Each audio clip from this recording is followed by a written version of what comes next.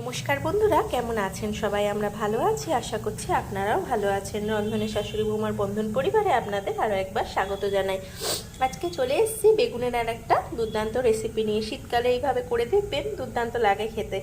তার জন্য একটা বড় সাইজের কালো যে বেগুনগুলো হয় ওগুলো ধুয়ে পরিষ্কার করে শুকিয়ে নিয়েছি, দিয়ে চারপাশে একটু করে চিড়ে দিয়েছি।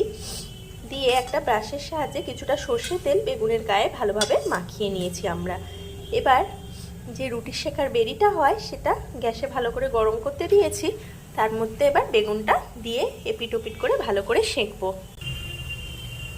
এই দেখুন বন্ধুরা, আমি বেগুনটা এবার গ্যাসের মধ্যে দিয়ে দিলাম।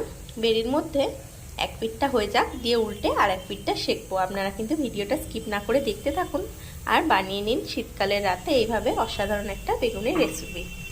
এই দেখুন বন্ধুরা, বেগুনটা এপিট ওপিট করে ভালো করে পুড়িয়ে নিয়েছি আমরা। এবার গ্যাসের ফ্লেমটা বন্ধ করে দিয়ে বেগুনটা বেশ কিছুক্ষণ ঠান্ডা হতে সময় দেব।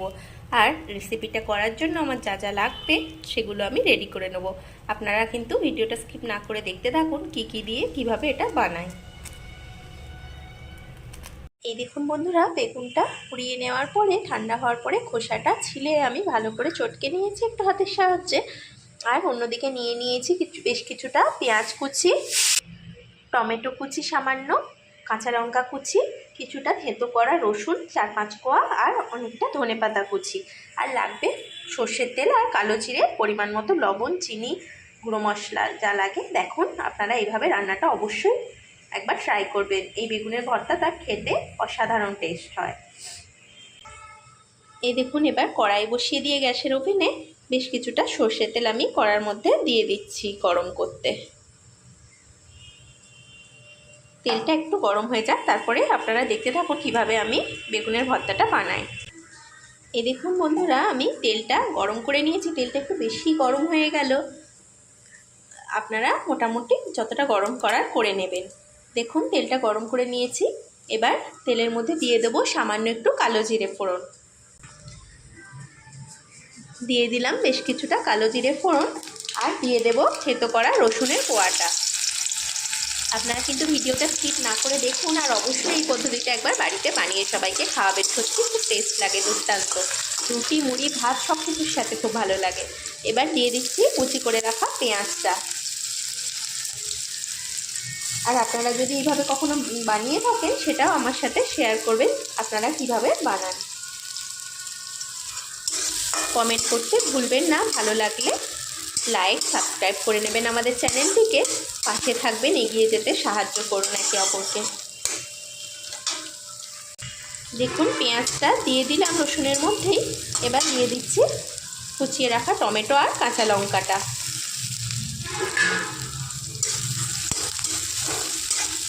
এবার একটু হালকা করে নেড়ে নেব।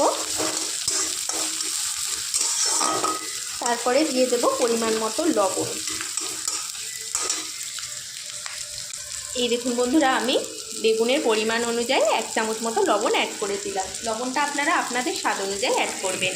এবার দিয়ে দেব টেস্টের ব্যালেন্সের জন্য সামান্য চিনি। দিয়ে দিচ্ছি সামান্য একটু চিনি। যারা আপনারা চিনিটা অ্যাভয়েড করতে পারেন, তবে দিলে টেস্টের ব্যালেন্সটা ভালো আসে, ভালো লাগে খেতে আর কি। দেখুন, চিনিটা দিয়ে দিলাম। এবার দেবো খুব সামান্য একটু হলুদ গুঁড়ো, আর দেবো একটু গুঁড়ো লঙ্কা। দেখুন, আমি দিয়ে দিচ্ছি খুব সামান্য একটু হলুদ গুঁড়ো, আর দিয়ে দিচ্ছি সামান্য গুঁড়ো লঙ্কা। এবার মশলাটা ভালো করে নেড়ে নিলাম। একটু হালকা ভাজা ভাজা হয়ে এসছে, বেশি কড়া করে ভাজা যাবে না মশলাটা। এবার এর মধ্যে দিয়ে দেব সামান্য একটু ধনেপাতা কুচি। ধনেপাতাটা কিন্তু এখন কিছুটা আমরা দিলাম, আবার পরে অ্যাড করব।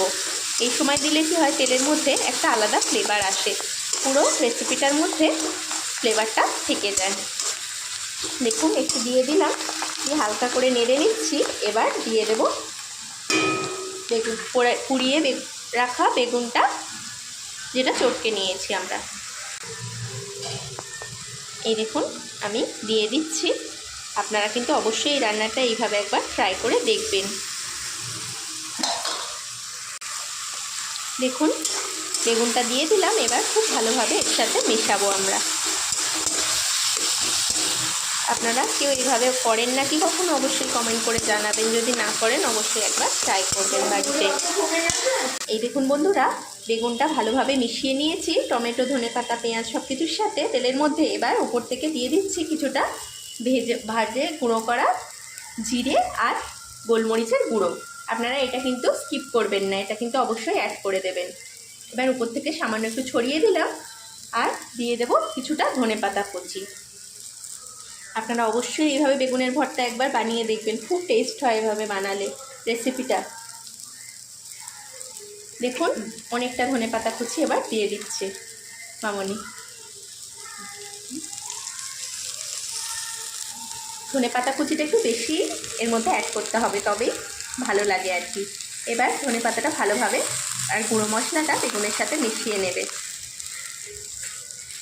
আর একবার এই সময় টেস্ট করেও দেখবেন আপনারা সব ঠিকঠাক আছে কিনা। এবার আরেকটু শুকনো শুকনো হয়ে এলেই আমাদের রেসিপিটা কিন্তু রেডি হয়ে যাবে। আপনারা যারা ঝাল বেশি পছন্দ করেন তারা আরেকটু ঝাল অ্যাড করতে পারেন। আমাদের ঝালটা যেহেতু বেশি খাই না, ওই জন্য সামান্যই অ্যাড করলাম আমরা ঝালটা। সামান্য একটু গুঁড়ো লঙ্কা আর একটা কাঁচা লঙ্কা কুচি দিয়েছি, আর একটু গোলমরিচ, যে ভাজা গোলমরিচ আর জিরের গুঁড়োটা লাস্টে দিলাম, ওতে সামান্য একটু গোলমরিচ আছে। যে কোনো ভর্তা একটু ঝাল বেশি ভালো লাগে, আপনারা একটু ঝাল বেশিও অ্যাড করে দিতে পারেন। দেখুন আমাদের ভর্তাটা একদম প্রায় রেডি। খুব সুন্দর একটা স্মেল বেরোচ্ছে। এইভাবে গরম ভাতই বলুন আর রুটি সব কিছুর সাথে খুব ভালো লাগে ভর্তাটা। এবার চলুন, রান্নাটা হয়ে গেছে শুকনো শুকনো একেবারে। যতক্ষণ আপনারা শুকনো হবে না ততক্ষণ একটু আশা করে নেড়ে নেবেন তেলের মধ্যে। এবার রেসিপিটা আমরা রেডি হয়ে গেছে, পরিবেশন করে দেবো। আপনারা কিন্তু ভিডিওটা স্কিপ না করে দেখতে থাকুন।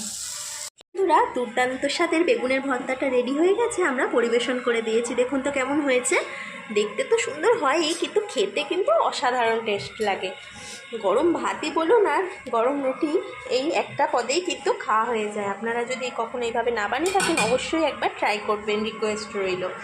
আর খেয়ে জানাবেন আমাদের কেমন লাগলো। যদি ভালো লেগে থাকে রান্নাটি, লাইক, শেয়ার এবং সাবস্ক্রাইব করে নেবেন আমাদের চ্যানেলটিকে।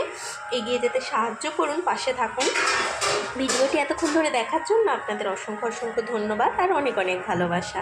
আজ তাহলে আসি, আবার দেখা হবে অন্য কোনো দিন অন্য কোনো নতুন রেসিপি নিয়ে। ততক্ষণ আপনারা ভালো থাকুন, সুস্থ থাকুন।